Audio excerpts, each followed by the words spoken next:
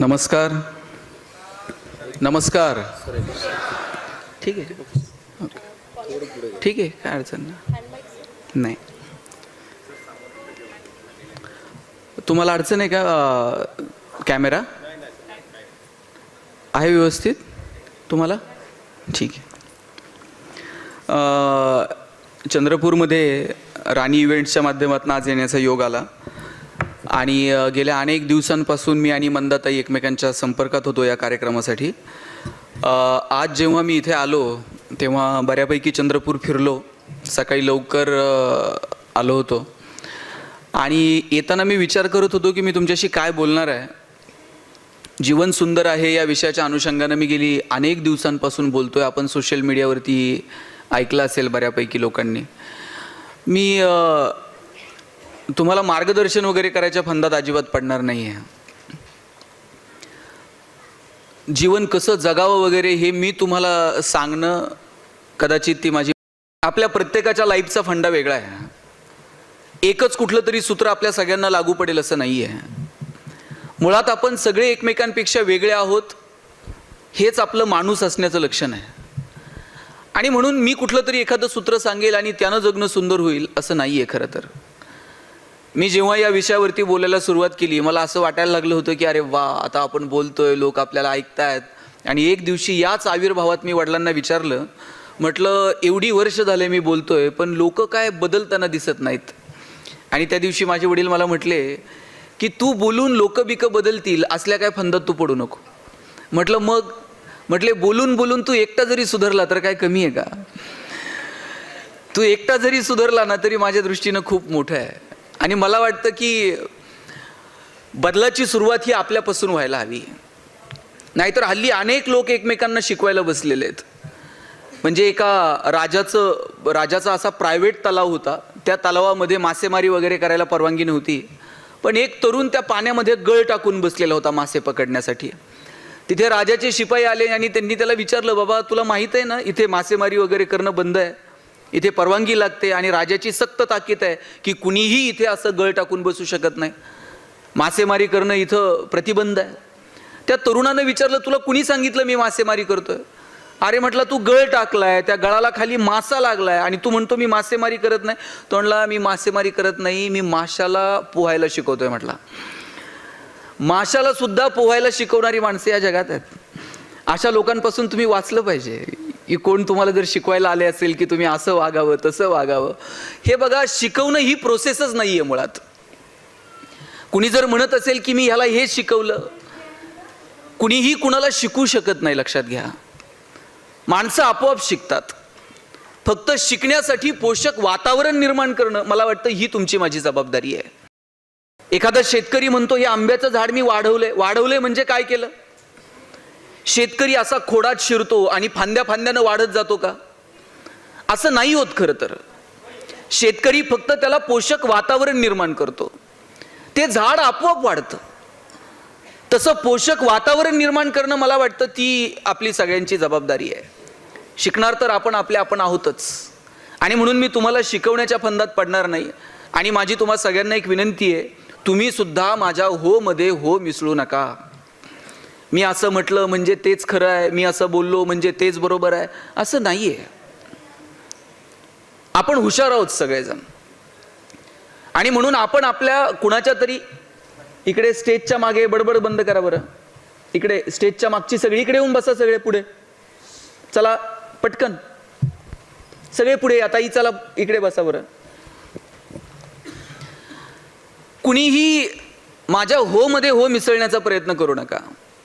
आपली अडचण काय झाली माहिती आहे का, की कुणी सांगितलं हे असं करा, मग आपण म्हणतो हां तसं करून पाहूयात. कुणी सांगितलं हे असं वागलं पाहिजे, मग आपण तसं वागून बघूयात. आपण माणसं आहोत, आपण चिकित्सा केली पाहिजे. हे सांगतायत ते बरोबर आहे का? हे मला पटतंय का? मी या पावलांवरती 4 पावलं चाललो पाहिजे का? मला वाटतं याचा स्वतंत्र विचार माणूस म्हणून आपण सगळ्यांनी केला पाहिजे. आजवर कुणीतरी सांगत आलं हे असं आहे, आपण त्याच्यावरती विश्वास ठेवत आंधळेपणानं चालत राहिलो आणि त्याचे परिणाम आपल्याला भोगावे लागले. आपण सगळे एकमेकांपेक्षा वेगळे आहोत. आपल्या सगळ्यांचं जगणं वेगळं आहे. आणि म्हणून आपली चिकित्सा आपण करूयात, विचारांची चिकित्सा करूयात आणि मग ठरवूयात की आपल्याला कुठे चालायचं आहे ते. मी एक तुम्हाला गंमत सांगतो. मी ज्या कॉलनीमध्ये राहतो तिथे ताई ताई ताई ताई आपण नंतर करूयात ना प्लीज, सत्कार वगैरे आता जाताना करूयात. चला बरं बसून घ्या, सगळ्यांना ऐकू द्या. कुणी बसायचं राहिलं असेल तर पटकन बसून घ्या, आता मध्ये येऊ नका. मी सांगत होतो की चिकित्सा करा, कुणाच्या हो मध्ये हो मिसळू नका. आणि आपण हो मध्ये हो मिसळत आलो आणि त्याचे परिणाम आजपर्यंत आपल्याला भोगावे लागलेत. मी ज्या ठिकाणी पुण्यामध्ये राहतो त्या बिल्डिंग मधून मी असा खाली उतरत होतो आणि खाली उतरताना ज्या लिफ्टमधनं मी खाली उतरलो त्या लिफ्टच्या बाहेर एक छोटंसं गार्डन आहे आणि त्या गार्डनमध्ये एक आजी बसलेली असायची. त्या आजीसोबत तिच्या 4-5 मैत्रिणी असायच्या. आणि एक दिवशी गडबडीत मी निघालेलो असताना मला त्या आजीनं प्रश्न विचारला, गणेश तू ते कपड्याचं दुकान सुरू केलंय ते बरं चाललंय ना रे? माझं कोणतंही कापडाचं दुकान नाही. पण आजीनं मला विचारलं, तुझं ते कापडाचं दुकान नीट चाललंय ना? मी काय करायला हवं होतं? मी तिथेच थांबायला हवं होतं आणि आजीला सांगायला हवं होतं की आजी माझं कोणतंही कापडाचं दुकान नाहीये, तुम्ही मला हे काय विचारताय? पण मी म्हटलं कुठं आजीच्या नादाला लागता. मी आजीच्या हो मध्ये हो मिसळला आणि आजीला म्हटलं, आजी कापडाचं दुकान 1 नंबर चाललंय म्हटलं. दुसऱ्या दिवशी परत मी लिफ्टमधनं खाली उतरलो. आजी तिच्या मैत्रिणींसोबत तिथंच बसलेल्या होत्या आणि आजीनं मला परत विचारलं, तू ते भांड्याचं दुकान सुरू केलंय? म्हटलं आजी 1 नंबर. मी रोज तिथून यायचो, आजी रोज नवीन व्यवसाय सुरू करायला लावायची. मी कधीही तिला अडवलं नाही, रोज मी तिच्या हो मध्ये हो मिसळत गेलो. आजीने विचारलं, तू ते चपलेचं दुकान सुरू केलंय, बरं आहे ना बाबा? म्हटलं आजी खूप जोरात सुरू आहे. आणि आज मी माझ्या मित्रांसोबत खाली येत होतो, आजीनं मला विचारलं, तू ते चपलांचं दुकान सुरू केलंय? मी म्हटलं हो आजी खूप छान चाललंय. मी पुढे निघालो, माझ्या मित्रांनी मला विचारलं, कसलं दुकान आणि कधी सुरू केलं? म्हटलं अरे बाबा कशाचं दुकान आणि काय? ही आजी रोज नवीन व्यवसाय विचारते, मी पण तिच्या नादाला लागत नाही. मी रोज तिला हो म्हणतो आणि पुढे चालतो. कदाचित आजीला स्मृतिभ्रंश झालेला असेल, आजी रोज विसरते. मी रोज नवीन व्यवसाय सांगते, मी रोज तिला हो म्हणतो आणि पुढे जातो. मी माझ्या मित्रांना सांगत होतो आजीला स्मृतिभ्रंश झालेला असेल आणि माझ्या कानावर शब्द पडले. आजी तिच्या मैत्रिणींना सांगत होती, मी म्हटलं होतं ना तुम्हाला याच्या डोक्यावर परिणाम आहे. याला काही म्हणा, हे होच म्हणतंय, हे नाही कशालाच म्हणत नाही. तुम्ही उद्या बघा, नवीन व्यवसाय विचारा, हे म्हणतंय 1 नंबर चाललेला. अडचण कुठे माहितीये का? आपण हो मध्ये हो मिसळतो आणि पुढे निघतो. आपण थोडंसं थांबूयात, विचार करूयात, अरे बाबा आहे का? आपल्याला इतकी गडबड झालेली माहितीये, आपण सगळेजण गडबडीत आहोत, प्रचंड व्यस्त आहोत. आणि या व्यस्ततेमध्ये अंतर्मनात डोकवायला संधी नाही, कुठे थांबायला वेळ नाही. आपण फक्त या धावपळीत आहोत. आणि म्हणून मला सांगायचं की कधीतरी थोडंसं अंतर्मनात डोकावून बघू, आपल्या जगण्याचे संदर्भ काय आहेत, आपण जगतोय कशासाठी, आपल्याला नेमकं काय अपेक्षित आहे. आपलं जगणं सुंदर व्हावं असं जर आपल्याला वाटत असेल तर आपल्या नजरेमध्ये काय फॉर्म्युला आहे? मी काहीतरी सूत्र सांगावं आणि त्या सूत्रावर तुम्ही चालत राहावं असं नाहीच आहे मुळी. एक खूप सुंदर 2 ओळी आहेत. ले देके एक नजर तो है हमारे पास, ले देके एक नजर तो है हमारे पास, तो फिर क्यों देखे दुनिया को किसी और की नजर से. का आपण कोणाच्या तरी नजरेतनं जगाकडे बघायचं? आपल्याकडे एक नजर तर दिलेली आहे भगवंतानं, आपल्या नजरेतनं थोडंसं जगाकडे बघूयात. आपण सगळे एकमेकांपेक्षा वेगळे आहोत, ते आपल्यातलं वेगळेपण शोधूयात. आणि माझा दावा आहे, इथं बसलेले जे पॅरेंट्स आहेत, माझा आपल्या सगळ्यांना दावा आहे, आपण जसं सांगू तसं येणारी पिढी वागणार नाही. आपण जसं वागू तसं येणारी पिढी वागणार आहे. सांगण्यातनं किती आदर्श निर्माण होतील मला माहित नाही, पण आपल्याला आपल्या वागण्यातनंच आपले आदर्श निर्माण करावे लागतील. जगणं सुंदर करावं याच्यासाठी हे कॉस्मेटिक प्रोडक्ट्स आहे असं सांगून चालणार नाही, त्यानं नाहीच जगणं सुंदर होणार. पण आपल्या जगण्यातनं आपल्याला असे काही आदर्श निर्माण करावे लागतील की येणाऱ्या पिढीला हेवा वाटावा की अरे चा हे असलं जगावं लागतंय. हेवा वाटला पाहिजे आपल्या जगण्याचा, आपल्याकडे पाहून आपल्या जगण्याचा येणाऱ्या पिढीला हेवा वाटावा, असं जगता आलं पाहिजे.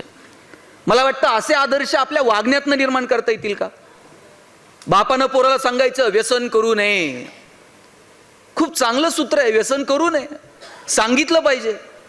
पण तसं वागताही आलं पाहिजे. पोराला सांगायचं व्यसन करू नये आणि घरात असा सुविचार लिहून ठेवायचा व्यसन करू नये, आणि संध्याकाळी बापच पोराला सांगते जा जरा गॅसवर सिगरेट पेटून आण. पोरग असं येते जसं ऑलिम्पिकची ज्योत घेऊन आलाय.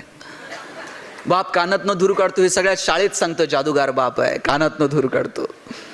तुम्ही काय पेरायचं ठरवलंय? तुम्ही जे पेरणार आहात ते उगवणार आहे. आणि म्हणून जगण्याचे कुठले सूत्र सांगण्यापेक्षा ते जगणं, आदर्शवत जगणं आपल्याला जगता येईल का? मी माझ्या वडिलांना विचारलं होतं जगणं कशानं सुंदर होतं. ते म्हटले असलं कोणतं कॉस्मेटिक प्रोडक्ट नाही जे तुमचं जगणं सुंदर करेल. अशा कोणत्या टॅबलेट्स बाजारामध्ये नाहीत की ज्यानं तुमचं जगणं सुंदर होऊन जाईल. म्हटलं मग जगणं कशानं सुंदर होईल? ते म्हटलं एक काम कर, वयाच्या 36-37 वर्षापर्यंत ज्या ज्या लोकांनी तुला मदत केली आहे ना त्याची तू एक यादी कर. मी एक 100-150 लोकांची यादी केली आणि वडिलांच्या हातात दिली. म्हटलं या लोकांनी मला आजपर्यंत माझ्या जगण्यात मदत केलेली आहे. ते म्हटले अरे वा, ती नावं तुला आठवतात ज्यांनी तुला मदत केली आहे? नाहीतर हल्ली मदत केलेली माणसं नंतर आठवत नाहीत. छान, म्हटले तुला ती नावं किमान आठवतात तरी. 100-150 लोकांची यादी दिली ज्यांनी मला आजपर्यंत मदत केली होती. मग त्यांनी मला सांगितलं की आता दुसरी यादी कर. म्हटलं ती कोणती? तू किती लोकांना मदत केली आहे त्याची एक यादी कर म्हटलं.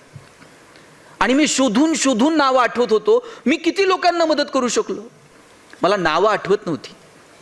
मी 5-6 जणांची यादी केली. म्हटलं या लोकांना मी आजपर्यंत मदत केली, 5-6 नावं माझ्याकडे आहेत. वडिलांनी सांगितलं जगणं सुंदर करण्याचा फॉर्म्युला सांगू? म्हटलं हो. म्हटले ज्या दिवशी तुझी दुसरी यादी पहिल्या यादीपेक्षा मोठी होईल ना त्या दिवशी जगणं आपोआप सुंदर होऊन जाईल. त्यासाठी तू वेगळे प्रयत्न करायची गरज नाही. इतरांचं जगणं सुंदर व्हावं, कुणासाठी तरी आपण धावून जावं, कुणाच्या तरी मदतीसाठी आपले पाय धावावेत, कुणाच्या तरी मदतीसाठी आपले हात सरसरावेत, कुणाचं तरी दुःख पाहून आपण व्याकुळ व्हावं, कुणाच्या तरी दुःखानं आपले डोळे पाणावेत. ते माणूस पण आपल्यामध्ये शिल्लक आहे का? आणि ते जर नसेल तर आपण यंत्रवत होत आहोत असं म्हणायला वाव आहे. आपण यंत्र नाही आहोत, आपण माणसं आहोत. आणि ते माणूस पण कुठपर्यंत जिवंत आहे माहित आहे? तोपर्यंत की जोपर्यंत आपल्याला कुणासाठी तरी धावावंसं वाटतं, कुणासाठी तरी मदत करावीशी वाटते. ती देण्याची दानत आपल्या हातामध्ये असली पाहिजे. आणि म्हणून सांगण्यातून आदर्श निर्माण करण्यापेक्षा आपल्याला आपल्या वागण्यातून आदर्श निर्माण करता येतील का, मला वाटतं याचा विचार करावा. मी एक छोटं उदाहरण सांगेल तुम्हाला. एक मुलगा होता, भारतातनं परदेशामध्ये गेला, त्याची सगळी फॅमिली तिथे शिफ्ट झाली. आणि तिथे शिफ्ट झाल्यानंतर तो जेव्हा स्कूलला जायला लागला, शाळेत गेल्यानंतर हा एकटाच काळा सावळा होता आणि बाकीची सगळी गोरी गुमटी पोरं होती. आणि ती सगळी मुलं त्याला चिडवायला लागली, ब्राऊन ब्राऊन म्हणून हाक मारायला लागली. याला वाईट वाटायचं की मी आलोय आणि ही सगळी गोरी गुमटी पोरं, यांच्यात एकटाच मी काळा सावळा आहे आणि ही मला ब्राऊन ब्राऊन म्हणून चिडवतात. त्यानं आईला सांगितलं मी शाळेतच जाणार नाही उद्यापासून, ही सगळी मुलं मला चिडवतात. आई म्हटली कशी चिडवतायत बघते मी, चल मी येते तुझ्यासोबत स्कूलला. त्या दिवशी आई त्याच्यासोबत शाळेत जाते आणि त्यांच्या टीचरला सांगते की ती 2-4 मुलं त्याला रोज चिडवतात, तुम्ही त्यांना बोला, त्यांना इथे बोलवा आणि माझ्या समोर त्यांना सक्त ताकीद द्या की परत असं चिडवलं जाणार नाही. आपल्यापैकी जर कुणी शिक्षक असतं तर आपणही हेच केलं असतं, त्या 4 पोरांना बोलवलं असतं आणि त्यांना सांगितलं असतं परत जर चिडवलं ना तर बघा. हेच असतं ना आपलं, परत जर असा वागला तर बघ. हे आपलं शेवटचं असर असतं. नंतर माझ्याशी गाठ आहे. पाहुणे आल्यानंतर तर आपल्याला कुठून स्फुरण येतं माहित नाही. पाहुण्यांच्या देखत आपण पोरांना इतकं रागवत असतो. अजिबात असलं करू नका. पाहुणे आले ना पोरांना रागवायचं नाही. ते कितीही बावळट असलं तर पाहुण्याच्या पुढं म्हणायचं आमचा दादा इतका हुशार आहे ना. दादा पाहुण्याच्याच पुढं पुस्तक घेऊन बसताय का नाही बघा. आणि तुम्ही पाहुण्याच्या पुढं म्हणून बघा दादा बावळट आहे, दादा बाहेर जात आहे, पाहुण्याच्या बुटात पाणी ओततंय, लेसला लेस बांधतंय, तुमची इज्जत घालवायची एकही संधी दादा सोडत नाही. कौतुक हे 4 चौघात करायचं असतं आणि चुका ह्या कानात सांगायच्या असतात. आईनं सांगितलं टीचरला त्या 4 जणांना बोलवा आणि माझ्या समोर सक्त ताकीद द्या. त्या शिक्षिकेनं सांगितलं की आई तुम्ही जा, ही मुलं परत त्याला नाही चिडवणार याची मी काळजी घेईल, पण तुम्ही जा, आत्ता मी काय त्यांना बोलत नाही. उन्हाळ्याचेच दिवस होते. दुसऱ्याच दिवशी शिक्षिकेनं एक प्लॅन केला आणि सगळ्या मुलांना सांगितलं की ऊन आहे बाहेर, सगळ्यांनी आपले शर्ट काढायचे आणि 2 तास उन्हात खेळायला जायचं. ही पहिलीच गंमत अशी. कधीच याच्या अगोदर शर्ट काढून बाहेर खेळायला जा असं मुलांना कुणी सांगितलेलं नव्हतं. पण त्या सगळ्या मुलांना शर्ट काढून उन्हात जाऊन खेळायला सांगितलं. 2 तास पोरं खेळली. 2 तासानंतर जेव्हा वर्गात आली त्यावेळेस सगळ्या मुलांच्या अंगाची लाही लाही झाली होती. ही गोरी घुमटी पोरं सगळी लाल लाल झाली होती आणि सगळे अस्वस्थ होते, चिडचिड करायला लागले. कुणाचे डोळे लाल, कुणाचे गाल लाल, कुणाची पाठ लाल. आणि कितीतरी मुलं चिडचिड करत मॅडमकडे गेले आणि म्हटले, तुम्ही काय आम्हाला शर्ट काढून खेळायला लावलंय? आमची पाठ लाल झाली, अंगाची लाई लाई होतीये. आणि त्यावेळेस हे काळं सावळं पोरग ते मात्र छान होतं, ते अजिबात अस्वस्थ नव्हतं. आणि त्यावेळेस मग मॅडमनी त्या सगळ्या मुलांना बसवलं आणि सांगितलं, बाबांनो मला तुम्हाला हेच सांगायचं आहे, हा जो मुलगा आला आहे तो अशा प्रकारच्या प्रदेशातनं आलाय की जिथे ऊन जास्त असतं तुलनेने आपल्यापेक्षा. त्या उन्हातून त्यांनी वाचता यावं म्हणून त्याची त्वचा ही अशी आहे. भगवंतानं त्याला दिलेला हा रंग, त्याची ही त्वचा, ही त्याच्यासाठी वरदान आहे. त्याच्यासाठी हे वरदान आहे म्हटल्यानंतर ती सगळी गोरी गुमटी पोरं आश्चर्यचकित होऊन त्याच्याकडे पाहायला लागली. आणि आतापर्यंत त्याला चिडवणारी पोरं कुतूहलानं त्याच्याकडे पाहतात. असं बघितल्याबरोबर ह्या पोराची मान अशी उंचावली की अरे आपण काहीतरी वेगळे आहोत, आपल्याला काहीतरी भगवंतानं वरदान दिलेलं आहे. आणि आतापर्यंत शाळेत यायला तयार नसलेलं हे पोरग अचानक रोज शाळेत यायला लागलं. आता त्याला कुणी ब्राऊन म्हणून चिडवत नव्हतं, पण आपल्या रंगाचा त्याला हेवा वाटायला लागला होता. आणि त्याच वेळेस त्या टीचरनं सांगितलं, बाबांनो तुम्ही सगळे एकमेकांपेक्षा वेगळे आहात. वेगवेगळ्या प्रदेशात जन्माला आला, तुमच्या भाषा वेगळ्या असतील, तुमची संस्कृती वेगळी असेल, तुमचं राहणीमान वेगळं असेल, पण हे वेगळेपण हेच आपलं माणूस असणं आहे. आपण सगळे जर एकमेकांपेक्षा वेगळे नसतो तर आपण माणूस नसतो. आपण वेगळे आहोत म्हणूनच माणसं आहोत.